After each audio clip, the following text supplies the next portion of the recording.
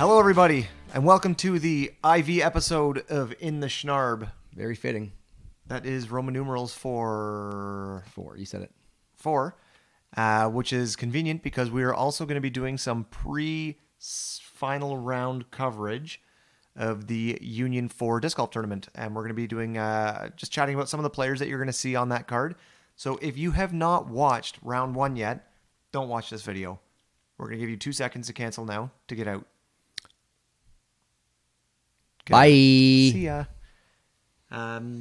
So, Unreal first round went pretty well. We saw the featured card, which featured Derek Jones, Clay Morgan, Asher Wallman, and Phil Deloney. Nice. And nice recollection. we're going to have a 5-man card for the final round of MPO here. So for the Let's see if our graphics team can handle that. Adding a 5th column to the graphics. We'll see. I'm excited. 5th Colin? A 5th column to the TD. That's a joke because he's a TD of that tournament. of this tournament For that we're anyone- talking about right yes. now. Colin Fidget, right here. Fidget spinner. Okay. Yes, take a picture Put him right here. A Yeah. fidget spinner. and then put a fidget spinner on my finger. Okay, work with that graphics team. Julian, before we get into this, you mentioned something cool to me that's I think it's worth mentioning on this video. Oh, yeah. Big news in the disc golf world. Brody Smith was just signed by Discraft to play disc golf, to play in some tournaments, which is such an unreal signing for growing the sport. Discraft has really upped their game, signing two 5-time world champions, Paige and Paul. Yep. Their discs have just gotten remarkably beautiful this year, and they're really making new frisbees and stuff. And Brody Smith is a huge YouTube star, which is going to probably just expose the game more. Yeah. He's known for what? For ultimate trick shots. He had a little bit of a foray into ball golf, I believe, in the last I didn't know that. Year or two. And Golf. then he decided that disc golf was a little bit more fitting for him. No kidding. And if you look at his subscriber count, he's in the millions, Which is huge. It's going to be great. which is unmatched in disc golf. I mean, that's such a great presence to have, and hopefully he can bring a lot more new players to the sport. And with new players comes new courses and more discs and all that. More fun stuff. coverage, more video coverage. More coverage, and more of us. Uh, Sorry if you don't want Whatever. that. But that being said, let's go right into some biography. So who's the first player? Well, number 1 rated player in Canada currently. Who knows how long that's going to last? But Martin Hendel. He's from St. Thomas. He's been playing since his early teens, which probably explains his domination recently of the Canadian circuit, at least. And he's put some pretty big numbers up down in the States on the national tour and pro tour events. Mm-hmm. He's no slouch and knows how to throw a frisbee. He started playing at the age of he started playing in the teens, but at 19 he played in his first tournament. So at about 37 or 38 years old now, that's half his life he's been throwing, which really explains his accuracy and his disc golf skill for sure. His favorite hole at the Union tournament is hole 5, which is the big downhill. I'm sure it's not just his favorite hole. The very big downhill shot, kind of the first one with elevation on the course. So he loves it, and along with some other players that we'll get into. He has an 11-month-old daughter named Justin Murphy. I don't know if that's just a coincidence or not. I think, yeah, that's amazing that he must watch our videos and watch them before they were even available. And that was a joke also. It's not her name. And she's probably a year old now, possibly. Yes. Got to be close. Happy call. birthday, Justin Murphy Jr. Hendel's daughter. Yeah. Murphy's the middle name. Sandy's niece. So another thing, yes, Sandy, we'll get into it. His sister Sandy actually made him a better player, he said, and it's kind of his touring partner because they travel through the States to all these DGPT events and all that stuff. So awesome.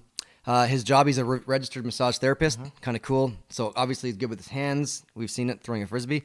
And the Soft orange, Annie. yes. Speaking of soft Annies, the orange disc that he uses as his thrower, we all kind of wondered about it, is a Merino Aviar.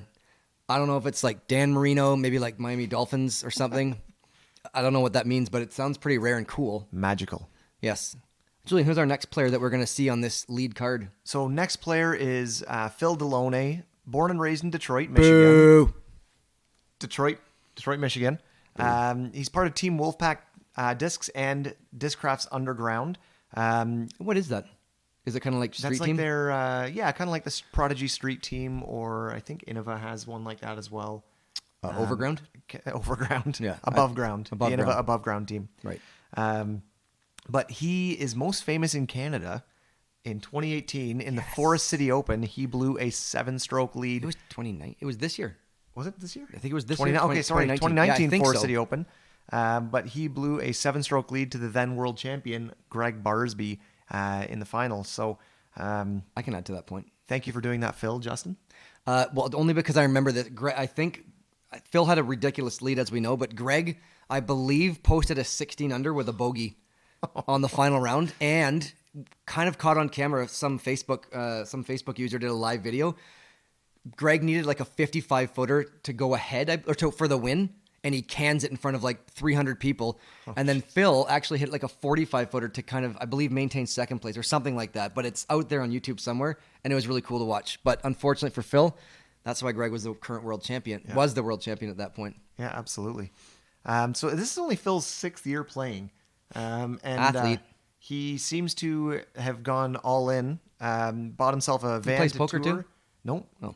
Bought himself a van to go touring. He played 38 sanctioned tournaments this year, which is That's like it's got to be top 25 in the world. Emerson Keith status almost. A lot of the way to Emerson Keith status. But that's huge. Like that's almost every weekend. That's how you get better. And that's how you get better. And so he also sent me the average of all of his Canadian rounds, and just according to his Canadian round statistics, he is over 1,000 rated. So ignore the other ones, so they don't count. But I think the ratings in Canada I just think if you're a 980 player in Canada, you're probably 955 in the States. From what I've seen, it's just the way it is. They have more players, more courses, all that stuff. Yeah, I could see that. Grew up in an athletic family. He used to play baseball. Could throw low 90s, which is pretty quick. Kilometers? No, miles. Wow, that is really quick.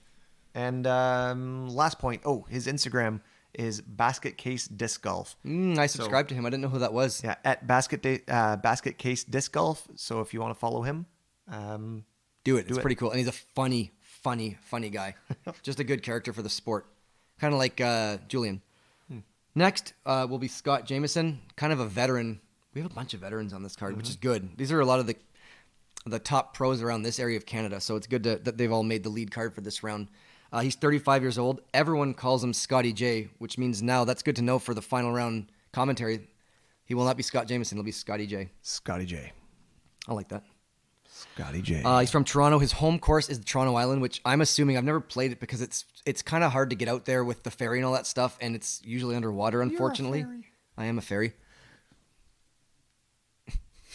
But that being said, I haven't played it, but I know it's probably a really good course to learn on, as we've had some touring pros there. And we have some huge tournaments there, like the Toronto International Maple Leaf Open. I know Wysocki played there a few years back.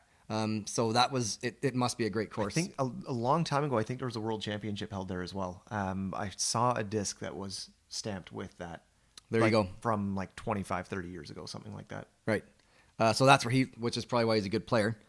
He first started playing 2007, turned pro in 2012. So like basically a seasoned veteran here. That's 8 years now in the pro division, at least.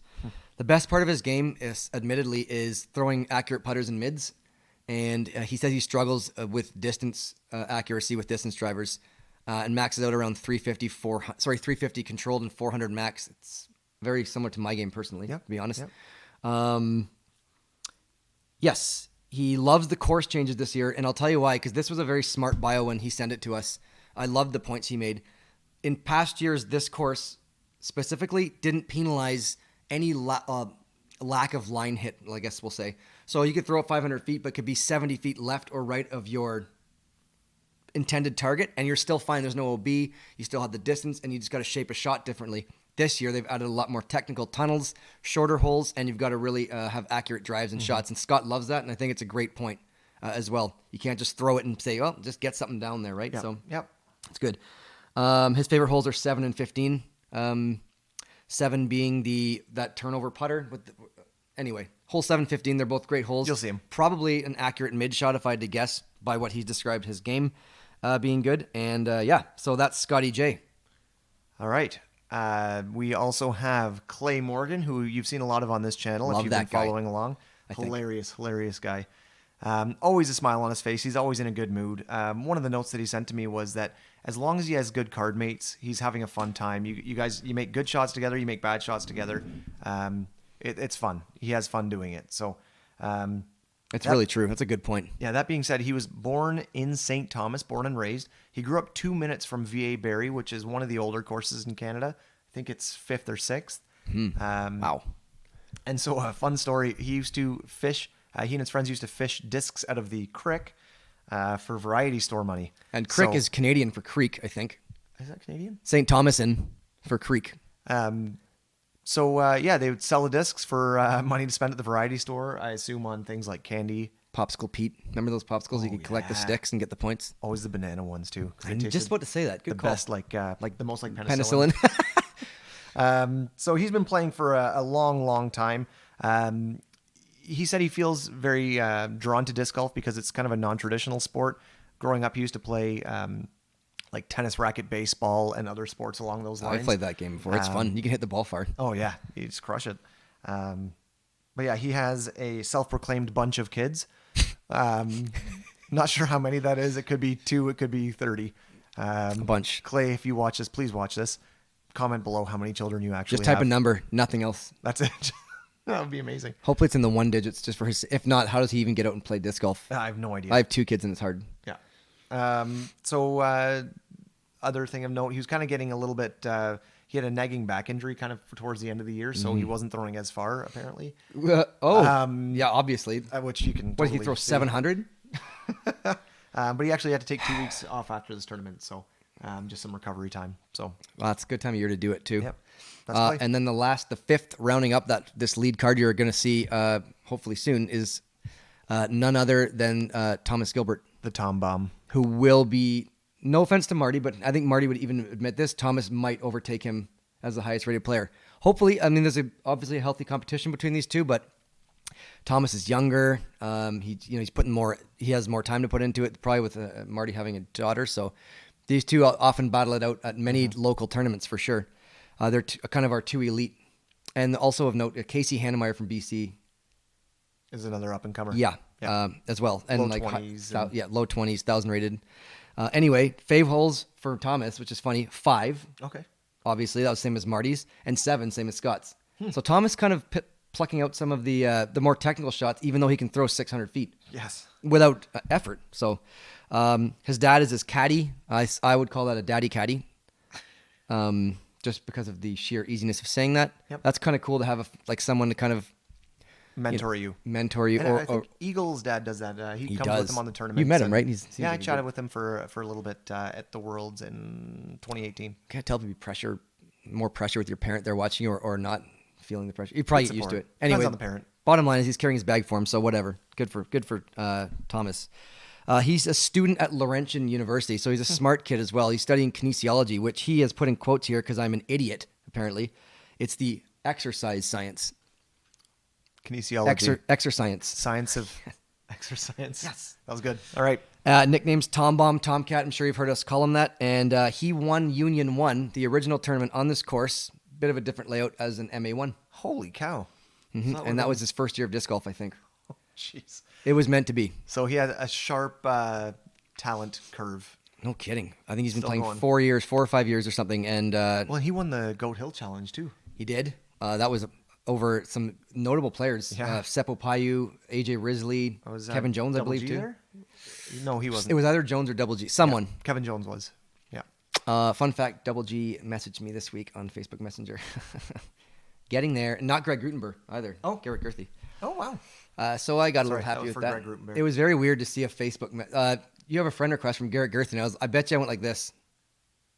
All for right, like guys. 8 seconds. Who did this? Yeah, exactly. Anyway, it's kind of cool. He's He's a fangirl. He is of No, me? you are. You are a fangirl. Yeah. of He doesn't he. even know who I am. He just knows that I want to buy his Sonics. And I got some course facts here before I let you go. There's never been an ace, which kind of makes sense to me. This year was the shortest course with more ace runs, but the previous years there weren't many. That one hole, the tunnel shot, the hole 3 hasn't changed much. Yep. I guess it's hole 4 now. It was hole 3 before. But that would be kind of the only ace run, traditional ace run, and then maybe 5 downhill if you were to throw a ridiculous shot. Yeah, but like not like a true 240 foot.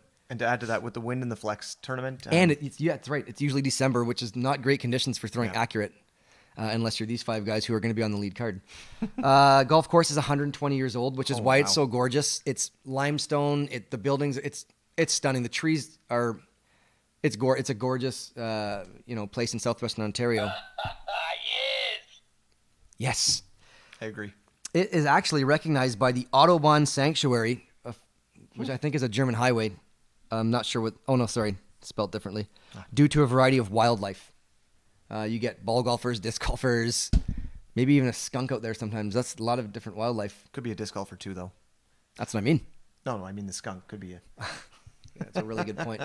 Definitely. Past champs, the first 3 years were Marty times 2. Yep. In the first year, Zach Melton was on a card. I remember that. Wasn't there was a guy from Michigan, I think, who Ziggy Bierkoven, and he throws rollers like we saw Asher throw in round 1, and he won the only year that Marty didn't. So we'll see if Marty can continue that this year and get his 3rd win, as he is on the lead card. And he's in the lead going into By 3 strokes, the final from what I round. remember. Yep. They're hoping, and the last note, which is an exciting one, is they're hoping to run tournaments earlier in the year, bigger tournaments at this course, which would be great because you're always playing this kind of As an afterthought. As in an the winter. afterthought in the Afterthought to the winter. golf course. right, and like Full wind, thought. full clothing, toques, and all that stuff. So it'll be exciting to have that. Toques are warm hats, like a beanie. Oh, they don't know that in the States? I don't think they use the word toques. Oh, Phil Deloney was wearing one. He's American, but maybe he called it something It different. was a beanie. It was his Detroit Red Wings beanie. Whatever. True North Disc Golf, boys. Okay, and one last thing before we go. Yeah. This Friday, sorry, I can't say that because who knows when this is coming out. January 24th, 7 p.m., the big Foxwood Open, that is a USDGC singles qualifier, is open for registration. Yeah, so hopefully, if this video is not out by then, hopefully you already registered. If the video is out before then, put it in your calendar, register. Yeah. 7 p.m., January 24th. Spots are going to go like hotcakes, Yeah. which is USDGC. Canadian for pancakes, It's McDonald's. which is American for. for Dutch cakes. Don't worry about it. Anyway, Foxwood Open, 7 p.m., January 24th. Register because I think we're going to see some pretty big names up here. Well, yes. We will. And that is are in the Schnarb for the IV tournament. Julian? That's it. That's all we've got. And now you are out of the Schnarb. See you later.